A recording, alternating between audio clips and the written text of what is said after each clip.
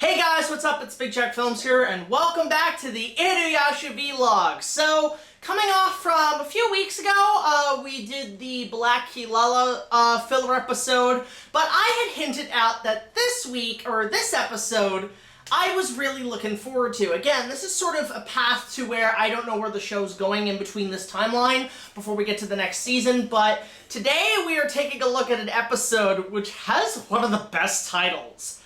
Plot of The Walking Dead. No relation to the AMC show, but God, I wish. So this episode I was kind of looking forward to after the preview because it kind of gave me something I've been wanting, which is more backstory, more history, and something surprising that we never would expect. So the episode opens with sort of, I guess, a recap of why Kikyo is still alive after 50 years, despite Kagome and the reincarnational shit and everything. And it's especially for new viewers, and I think that's okay, especially around now, because it has been a long time since Season 1, since the Resurrection of Kikyo arc, but it gives us sort of a recap of what happened with Urasue, remember that witch character, and we kind of get to see where everything's at this point. So the episode opens with Kikyo, of course. I think that's a beautiful way to open it. Coming across a dead woman who, apparently I didn't know Kikyo could do this with her undead powers. She could take all the souls she collects and actually give them to other people. I had no idea she could do that. I'm like, wow! Kikyo's pulling powers out of her ass on this one. I love it.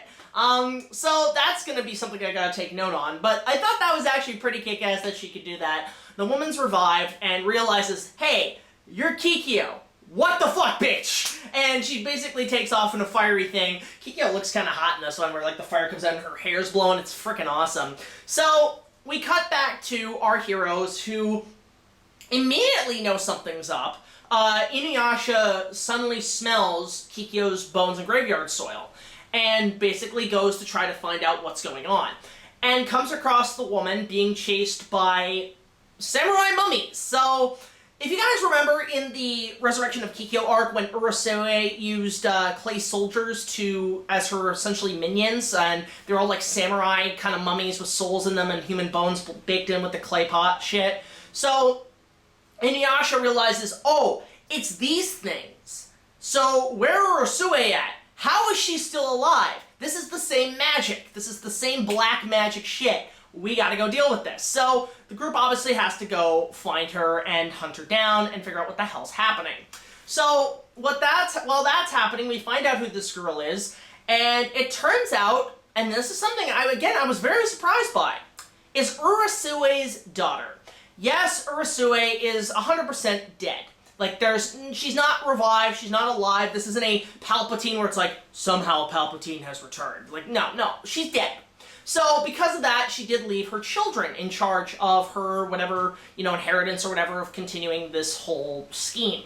And I guess her last wishes was sort of like Palpatine, commence Operation Cinder, where basically take my armies of mummy things and conquer the continent, and we'll do this whole mummy Tomb of the Dragon Emperor shit with an army of mummies. Let's go. I'm like, okay, that actually sounds pretty kick-ass. So we find out also Urasue not only had a daughter but a son. I can't remember what his name is, but he's sort of this overlord, samurai warlord on horse and everything, and has like a sword and shit. But he commands like, I want to say maybe 1,000 soldiers, maybe even 500.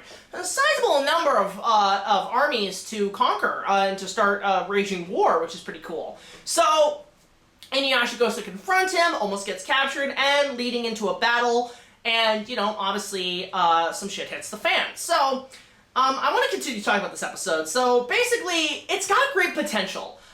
You've got, obviously armies of these undead soldiers, The Walking Dead. They say that title way too many times, and all you will think is the AMC show. I kept expecting Negan to show up with the baseball bat and beat the shit out of these mummies. That would have been awesome! So, I don't watch Walking Dead, but I know the basic lore of it. So, basically, there's all this potential. The revenge of Urasue, her children taking charge, the army of the dead. Let's go all Army of Darkness on this shit. Get Ash in there. It's gonna be awesome. But to say one of the best stories of the season is only 1 episode long and wasted potential. How was this not a 2-part arc or a 3-part arc? You could have had, like, Kikyo show up and this whole battle with the undead. It would have been amazing. And it's not just the fact that they had to condense this pretty important storyline covering up all the way from season 1 in 1 episode, but also the animation takes a hit. This is another one of those episodes where the animation looks really cheap, kind of wonky. In fact, this is another episode that uses stock footage from previous episodes with, like, character attacks. In fact, they even show the whole Kagome's voice in Kikyo's Kiss episode, and using that really awful animation design on the faces. Like, oh my god. Guys, why didn't you use this storyline for your 2-3-parter? It would have been engaging, it would have been interesting, it would have been amazing, but this was wasted potential. Come on. Like, this was kind of disappointing in a way. I did like it, don't get me wrong. This is one of the best episodes of the season, like especially with this season, there's not many. But this is one I just honestly think they could have done so much better with, especially with an established character, an established villain from the past. You could have explored that, which they kind of did. And that's another disappointing thing, is that when you show the flashbacks with Urasue, they're all still frames.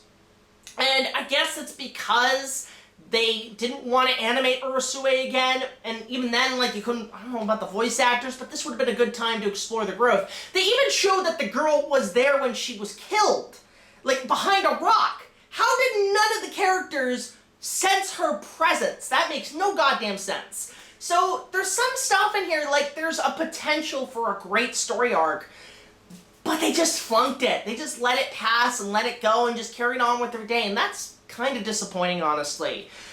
There's so many animation errors in this one. It feels stiff, it feels like paintings. There's even paintings that move, like, every other frame. It's like, this was a rushed job. And I'm just very disappointed with this one.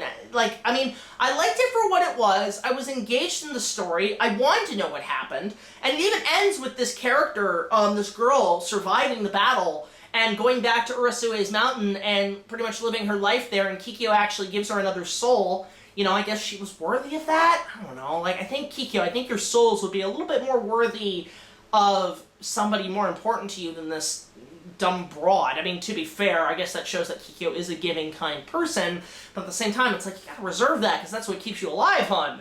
So, but it does kind of, I'm going to make a note about that, with that girl having Kikyo's souls in her. I'm going to make note on that later on. So, this episode I had fun with, but again, this could have been so much better. I know, again, they were padding out the time to wait for the next season for Takahashi to finish up, but at the same time, it's like, you could have done better. This would have been amazing, but they didn't, and because of that, I am a little disappointed. So I'm going to give this one about a 6.